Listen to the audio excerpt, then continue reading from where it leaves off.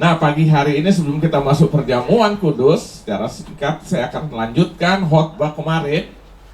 Kemarin ada 5 langkah apa? Ingat gak? 5 langkah iman yang membuat iman bertumbuh. Nah, saya sudah sampaikan 3. Yang pertama apa kemarin? Ya kan, saya sudah berkata bahwa iman itu bukan hanya butuh hidup. Betul, Alkitab katakan iman tanpa perbuatan adalah mati, iman hidup. Tapi hidup kalau nggak bertumbuh sehat nggak? Abnormal. Ya kan? Anak umur 25 tahun masih kayak 5 tahun. Saudara senang nggak? Ini nggak normal, udah kumisan. Mama cucu, dot. Nggak normal lah. Jangan sampai kita beriman, hidup iman tapi nggak bertumbuh. Dari dulu 10 tahun yang lalu ke sekarang sedikit-sedikit tersinggung, sedikit-sedikit ngambek, ada masalah, tantangan, nggak bisa terima ya kan? Berontak terus ya kan? Ini namanya apa? Abnormal. Lonya Alkitab ajarkan. Nah, jadi yang pertama langkah pertama untuk iman kita terus bertumbuh, yang pertama kemarin apa? Rela melepaskan kehidupan ya secara total kehidupan kita yang lama. Yang kedua apa? Zona nyaman. Zona nyaman itu bukan hanya hal-hal yang tadinya tinggalinnya enak tiba-tiba berubah jadi tidak enak. Zona nyaman tidak ukurannya itu. Ya kan, zona nyaman segala sesuatu kebiasaan untuk berubah tuh kadang-kadang susah. Ya kan, jadi bukan karena tinggal di rumah mewah, naik mobil mewah, sekarang tinggal di rumah ukuran L4. Apa L4? Lagi. Saking kecil. Ya kan? Nah, itu bikin orang juga nggak nyaman. Yang ketiga apa? Ya, rela melepaskan hubungan yang salah. Kita berkata pergaulan yang buruk merusak kebiasaan yang baik. Nah, sekarang kita lanjutkan langkah yang keempat. Langkah yang keempat, bagaimana supaya kita mengalami pertumbuhan iman terus di dalam Tuhan. Yang keempat, rela melepaskan dan melupakan kesalahan dan kegagalan di masa lalu. Coba saudara lihat dulu dalam kitab Kejadian. Kejadian 21 ayat 8 sampai 14. Saya akan baca. Bertambahlah besar anak itu dan ia disapi. Siapa itu? Yang bertambah besar dan disapi siapa itu? Ishak. Lalu Abraham mengadakan perjamuan besar pada hari Ishak disapi itu. Pada waktu itu Sarah melihat bahwa anak yang dilahirkan Hagar, perempuan Mesir itu bagi Abraham, sedang main dengan Ishak anaknya sendiri. Berkatalah Sarah kepada Abraham, usirlah hamba perempuan itu beserta anaknya, sebab anak hamba ini tidak akan menjadi ahli waris bersama-sama dengan anakku Ishak. Hal ini sangat menyebalkan Abraham oleh karena anaknya itu. Saya mau tanya, Ismail itu anak Abraham bukan? Anak kandung Abraham bukan? Tapi dari Hagar, istri nggak jelas, ya kan? Tetapi Allah berfirman kepada Abraham, janganlah sebal hatimu karena hal anak dan budakmu itu dalam segala yang dikatakan Sarah kepadamu. Haruslah engkau mendengarkannya, sebab yang akan disebut keturunanmu ialah berasal dari Ishak. Tetapi keturunan dari hambamu ini juga akan kubuat menjadi suatu bangsa, karena ia pun anakmu. Makanya sampai hari ini bangsa itu cukup diberkati, ya kan? Tapi perjanjian tidak turun kepada bangsa itu. Bangsa itu diberkati, bangsa itu jadi besar, ya. Tapi saudara lihat, perjanjian Allah tidak diikat dengan keturunan itu. Malah Alkitab berkata dia disebut keledai liar. Tetapi keturunan dari hambamu ini juga akan kubuat menjadi suatu bangsa, karena ia pun anakmu. Ayat 14.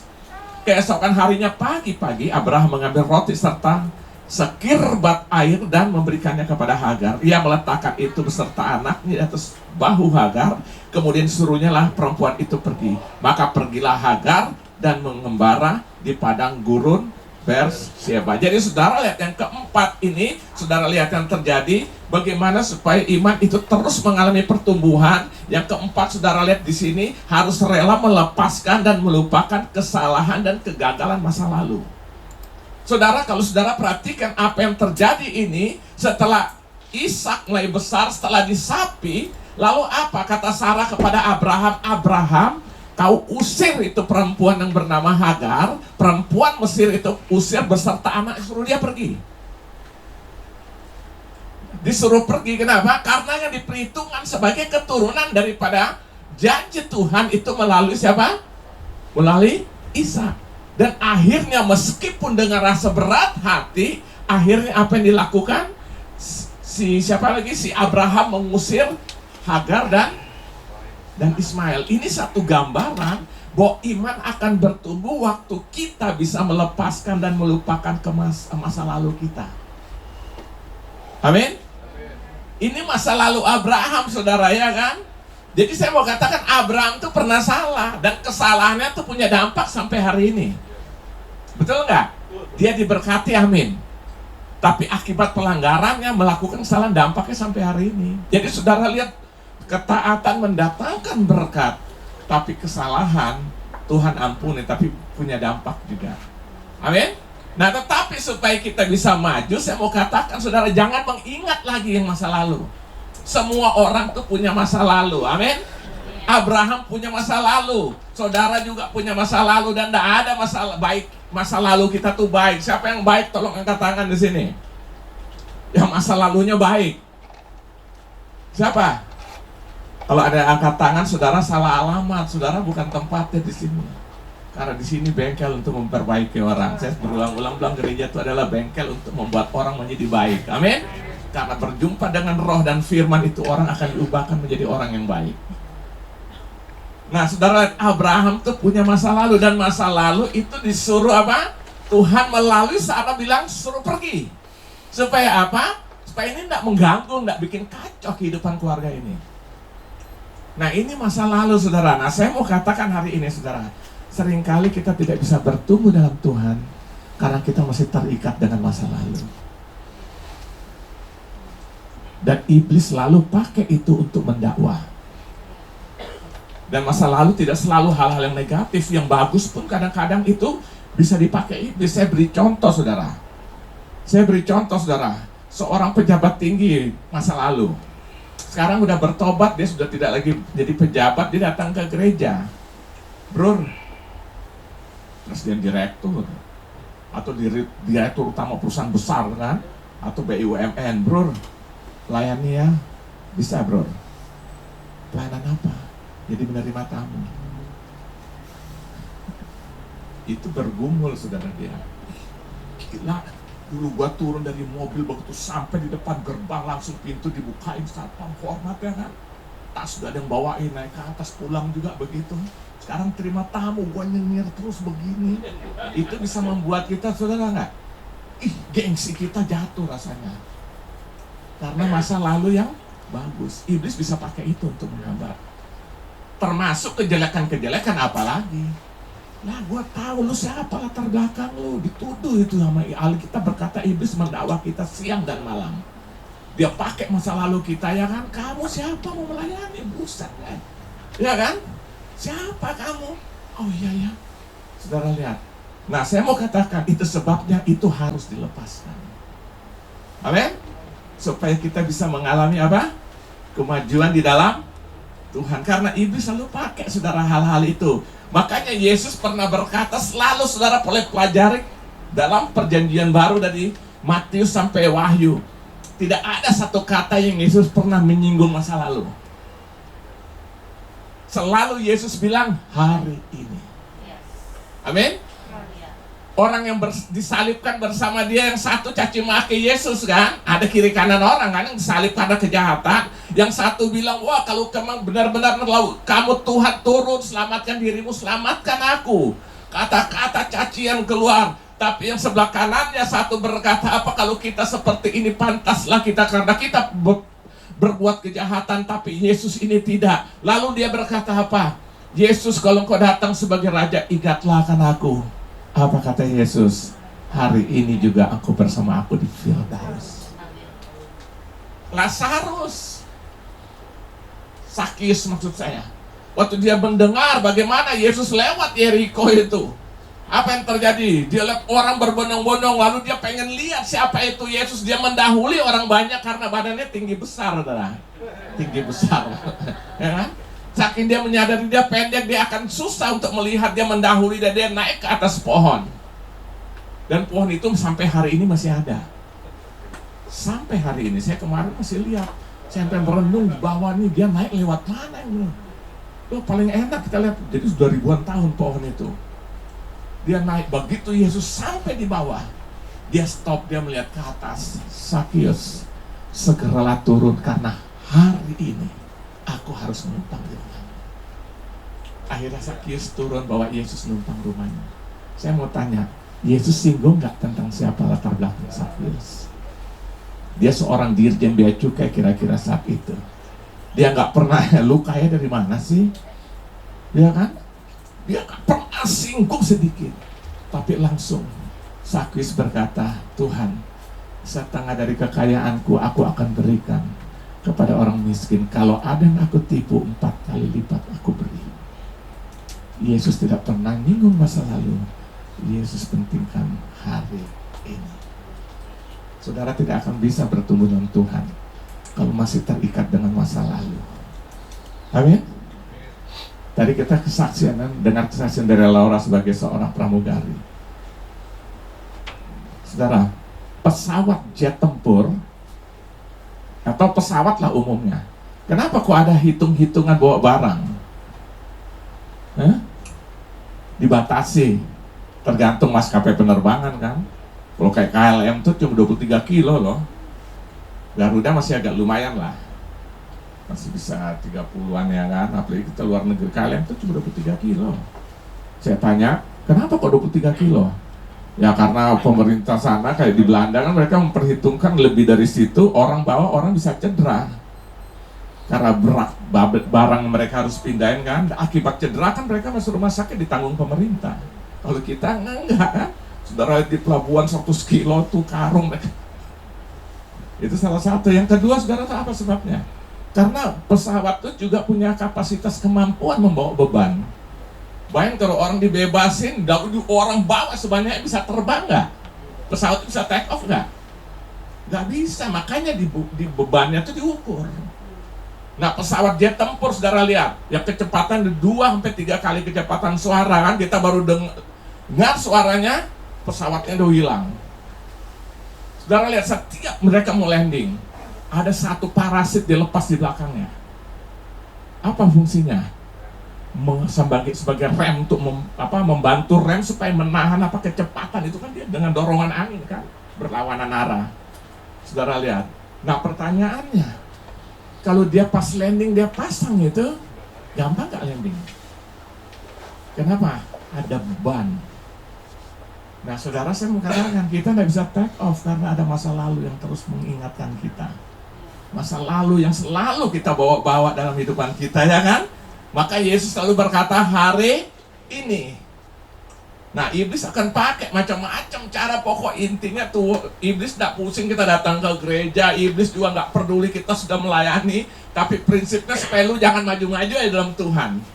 Buat iblis tuh beres sudah, ya kan? Makanya dia menaruh hal-hal masa lalu supaya kita lupa, tidak sanggup untuk melupakannya. Jadi yang keempat, saudara, untuk kita bisa mengalami pertumbuhan, rela melepaskan dan melupakan kesalahan dan kegagalan masa lalu. Amin. Nah, waktu kita siap lupakan itu, saudara akan take off bersama Tuhan. Amin. Dengar kesaksian tadi ya kan? Dalam segala keadaan apapun, kalau orang bisa take off. Kalau dia ingat-ingat terus masa lalu, saya pernah jamin pasti dia akan tidak sanggup berdiri hari ini, tempat ini. Lupakan, amin. Maka saya selalu bilang, kalau orang Betawi bilang, pokok dalam Yesus tuh kagak ada matinya.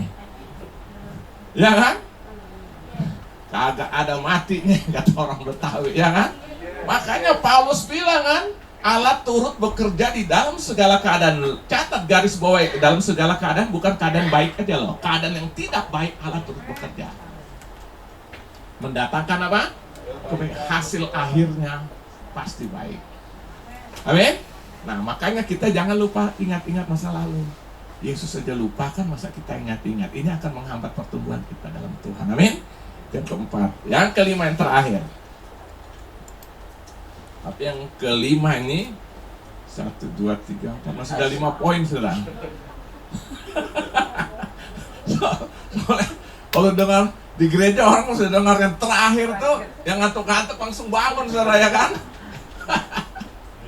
Padahal yang kelima ini masih ada 5 poin saudara. Jadi ya jam-jam setengah 1 lah. Siap nggak? Siap. Saya nggak siap. Yang kelima, bagaimana supaya kita tetap mengalami pertumbuhan dalam Tuhan.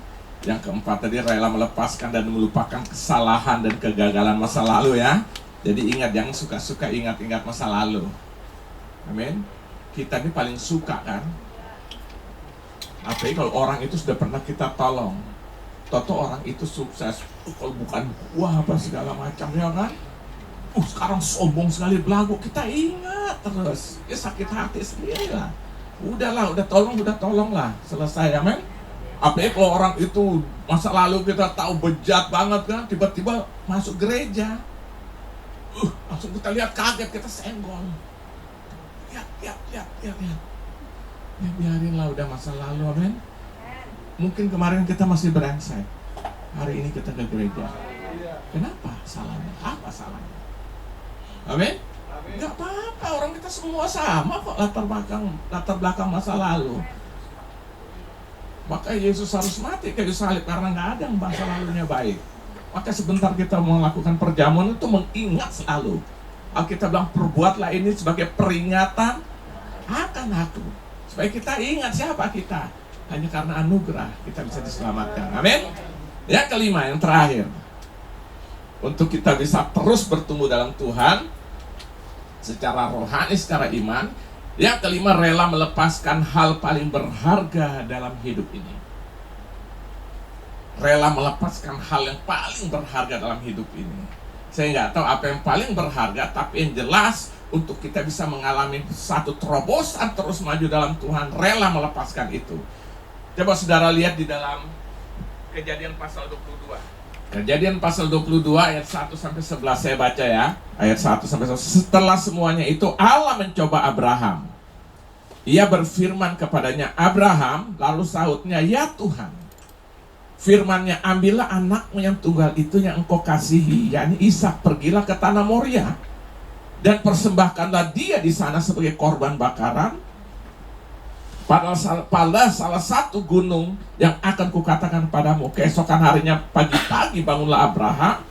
Ia memasang pelana keledainya dan memanggil 2 orang bujangnya beserta Ishak anaknya. Ia membelah juga kayu untuk korban bakaran itu. Lalu berangkatlah ia dan pergi ke tempat yang dikatakan Allah kepadanya. Ketika pada hari ketiga Abraham melayangkan pandangnya, kelihatanlah kepadanya tempat itu dari jauh. Kata Abraham kepada kedua bujangnya itu, tinggallah kamu di sini dengan keledai ini. Aku beserta anak ini akan pergi ke sana. Kami akan sembahyang. Sesudah itu kami kembali kepadamu. Lalu Abraham mengambil kayu untuk korban bakaran itu dan memikulkannya ke atas bahu Ishak. Jadi saudara, dia tahu yang dia harus korbankan siapa? Dia taruh kayu pembakar di atas bahu Ishak. Anaknya, sedang di tangannya di bawahnya api dan pisau. Demikianlah keduanya berjalan bersama-sama. Lalu berkatalah Ishak kepada Abraham, ayahnya, Bapak. Sahut Abraham, ya anakku. Bertanyalah ia, di sini sudah ada api dan kayu, tapi di manakah anak domba untuk korban bakaran itu? Saudara bisa renungkan, ngebayangkan enggak? Anaknya bertanya seperti itu, ada kayu, ada api, korbannya mana? Padahal Abraham sudah tahu sebentar lagi gua gorok. Loh iya betul saudara, bisa bayangkan bagaimana hati Abraham, satu sisi harus taat, tapi satu sisi juga dia mengasihi anaknya. Ini anaknya tuh sudah susah dapat ya, maaf aja dikatakannya kan, Sarah itu sudah umur 90 tahun, sudah mati haid saudara. Dia udah 100 tahun, jadi sebenarnya sudah tidak mungkin, tapi Tuhan janji, Tuhan menggenapi.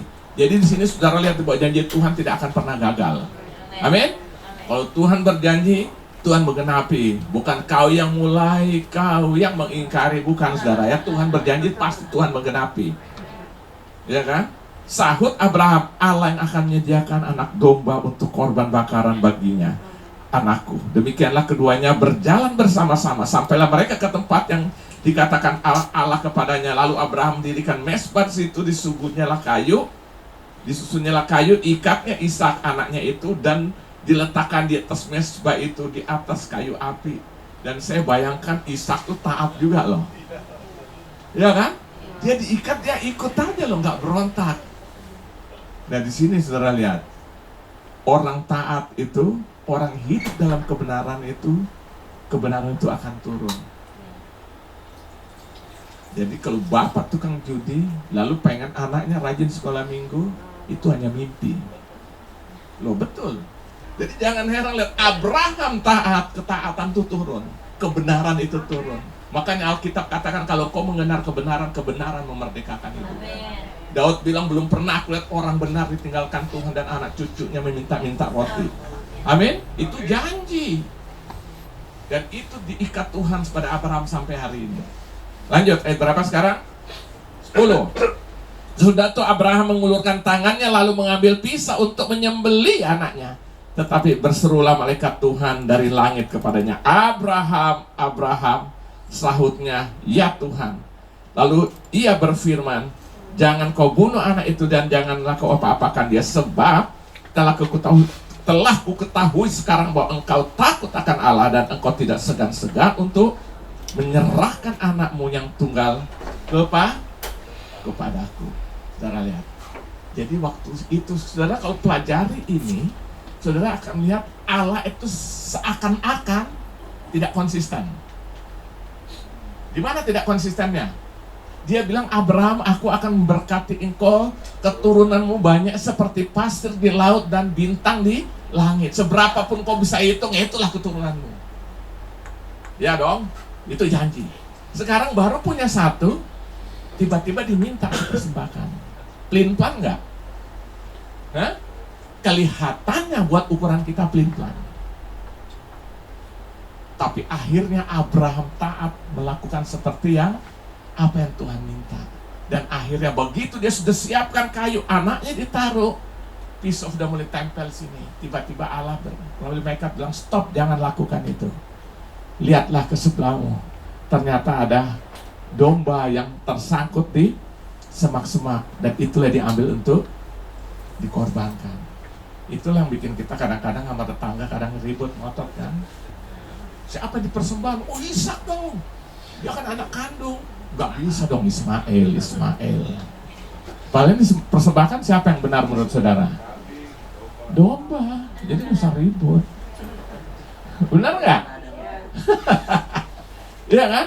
Nah ini dilakukan. Nah sebenarnya Tuhan, apa Tuhan sedang inginkan daripada Abraham? Tuhan sebenarnya ingin supaya Abraham rela melepaskan hal yang paling berharga di dalam kehidupannya. Apa itu? Ishak. Dia ingin supaya apa? Abraham tidak terikat dengan anaknya, tapi tetap bergantung pada Allah. Amin. Nah kadang-kadang Tuhan ini meminta sesuatu yang paling berharga dari kehidupan kita. Bukan karena Tuhan tidak mengasihi, Tuhan ingin kita tidak terikat dengan apapun di dunia ini. Satu-satunya hanya kepada pribadinya sendiri. Amin. Itu kepada Tuhan itu sendiri. Maka Yesus pernah berkata, siapa mempertahankan nyawa akan kehilangan nyawa. Tapi siapa kehilangan nyawa karena aku, justru dia akan mendapatkannya. Amin. Matius 10 ayat 39. Saya baca satu kata-kata bijak gitulah. Kata-kata yang sangat bagus. Kata-kata bijak secara rohani. Kata-kata itu berkata demikian. Apa yang saudara mencengkram, apa yang saudara cengkram, itu akan menyusut. Saudara ambil roti, cengkram terus, itu akan menyusut. Apa yang saudara rela lepaskan akan bermultiplikasi. Kalau saudara lihat pengusaha yang kaya itu, karena ada sesuatu yang dia siap lepaskan. Modalnya itu, kalau dia tahan terus, dia tidak akan mengalami multiplikasi. Apa saja. Lalu apa yang saudara berikan akan digandakan oleh Tuhan. Saudara lihat, ini tantangan bagi kita, saudara. Kadang-kadang kita nih, aduh, luar biasa, sampai dosanya aja diminta Tuhan, nggak rela dilepas. Saking dipertahankan mati-matiannya kan. Saudara lihat, sampai dosa aja nggak mau dilepas, saudara, ya kan. Apalagi yang lain, ya kan. Nah, saudara lihat di sini, Tuhan bilang kepada Abraham, lepaskan anakmu, korbankan itu. Sebenarnya Tuhan sedang ingin berbicara kepada Abraham supaya dia tidak terikat dengan itu, supaya apa? Supaya nanti Tuhan bisa memberikan sesuatu yang lebih lagi. Jadi saudara lihat, kita di sini, saudara, yang terakhir, kita harus rela melepaskan hal yang paling berharga dalam hidup saudara. Amin. Apa itu? Saya nggak tahu. Saudara yang lebih tahu. Tapi saya percaya waktu kita rela melepaskan, justru di situ kita mengalami kedahsyatan Tuhan luar biasa. Amin. Saya mau tanya saudara, Yesus beri makan waktu dia sedang dalam perjalanan, murid-murid mengikuti dia, orang berbondong-bondong mengikuti dia. Waktu Yesus beri makan dengan cara bagaimana? Sudah sore, Yesus bilang kepada murid-murid, kesian mereka lapar, sudah sore. Terus, ya kan? Kalau kebetulan Petrus nih, kalau kebetulan Tuhan Yesus dari Ambon, Petrus maksudnya kan, Ambon, kan disingkat-singkat gitu kan, kasih makan dia. Dari mana Tuhan? Kau tahu tempat begini jauh, nggak ada restoran, ya kan? Apalagi pada konteks zaman itu, ya kan? Akhirnya apa? Mereka cari apa? Di antara orang-orang yang ngikutin begitu banyak itu, didapati apa? 2 ekor ikan, 5 ketul roti. Saya mau tanya, seandainya 2 ekor ikan, 5 ketul roti tetap digenggam, itu terjadi sesuatu enggak? Tidak. Tapi waktu itu diserahkan bagi Tuhan, baru terjadi multiplikasi. Amin. Bisa beri makan 5.000 orang laki-laki, belum termasuk wanita dan anak-anak, masih plus sisa 12 bakul. Karena apa? Karena ada mereka lepaskan untuk Tuhan Yesus lakukan. Amin. Nah, hari ini saudara, kita diajar untuk melepaskan hal yang paling berharga di dalam kehidupan kita kalau kita mau melihat sesuatu yang terjadi. Kita kadang-kadang waktu kita aja kita susah minta ampun untuk beri buat Tuhan. Padahal 1 minggu tuh berapa jam, untuk kali 24 jam kita pakai untuk kita. 2 hari minggu cuma 2 jam, lebih-lebih dikit kan, sudah komplain. Udah datangnya telat, pulangnya mau duluan, baru bilang Tuhan, nyanyi lagi, ku beri kemuliaan. Pokok kita nyanyi, kadang-kadang kita munafik kok. Betul nggak? Cuma waktu 2 jam untuk kita beri dalam 1 hari minggu itu aja, susahnya minta ampun. Bagaimana Tuhan bisa memultiplikasi segala sesuatu dalam kehidupan kita? Iman kita tidak mungkin akan bisa mengalami pertumbuhan kalau kita seperti itu. Amin. Makanya saya bilang, orang dunia bilang time is money. Waktu adalah uang, saking dianggap berharga ukuran uang, tapi bagi kita bukan. Waktu adalah anugerah dan kesempatan. Selama kita Tuhan berikan kehidupan, berarti selama itu juga kita bisa mendapatkan apa? Anugerah Tuhan. Amin. Nah, jadi itu sebabnya saudara. Yang terakhir ini, jadi yang kelima, kita akan mengalami pertumbuhan iman secara luar biasa kalau kita rela melepaskan hal yang paling berharga dalam hidup ini. Saya nggak tahu apa yang paling berharga. Kalau kita rela lepaskan, di situ kita lihat Tuhan akan memultiplikasikan itu menjadi sesuatu yang luar biasa. Karena siapa mempertahankan nyawa akan kehilangan nyawa, tapi siapa kehilangan nyawa karena aku Tuhan Yesus, justru dia mendapatkan. Nyawa itu berbicara kehidupan. Orang rela kehidupan karena Tuhan, justru dia mendapatkan kehidupan di situ. Amin. Itu sebabnya pagi ini kita mempersiapkan hidup kita sungguh-sungguh supaya kita mengalami terus kemajuan dalam Tuhan. Nah, saya simpulkan firman Tuhan pagi hari ini, yaitu 5 langkah iman yang membuat iman kita bertumbuh. Yang pertama, langkah pertama, rela melepaskan kehidupan lama kita secara total, karena itu akan menghambat. Yang kedua, rela melepaskan zona nyaman kita. Amin. Tanpa kita rela melepaskan zona nyaman, kita juga tidak akan bisa mengalami kemajuan iman di dalam Tuhan. Yang ketiga, rela melepaskan hubungan yang salah. Makanya saudara lihat, Abraham bisa melihat janji itu, tempat di mana dia injak menjadi miliknya itu setelah siapa? Lot disuruh pergi. Lot itu artinya selubung. arti kata Lot itu selubung. Setelah selubung itu disuruh pergi, baru Tuhan melihat, Abraham bisa melihat seluruh tanah yang dijanjikan itu dan untuk seluruh keturunannya. Yang keempat, rela melepaskan apa? Dan melupakan kesalahan dan kegagalan-kegagalan kita di masa lalu. Itu menghambat saudara. Maka udah lupakanlah, saudara dulu pernah disakiti, udah lupakanlah semua itu. Amin. Itu tinggal masa lalu. Sekarang hari ini yang penting gua mau maju bersama Tuhan. Amin. Yang terakhir, rela melepaskan hal yang paling berharga dalam hidup yang kita. Saya nggak tahu apa yang paling berharga, tapi kalau kita rela lepaskan, di situ kita melihat kemuliaan Tuhan akan dinyatakan. Iman kita terus bertumbuh. Amin. Tuhan Yesus berkati kita.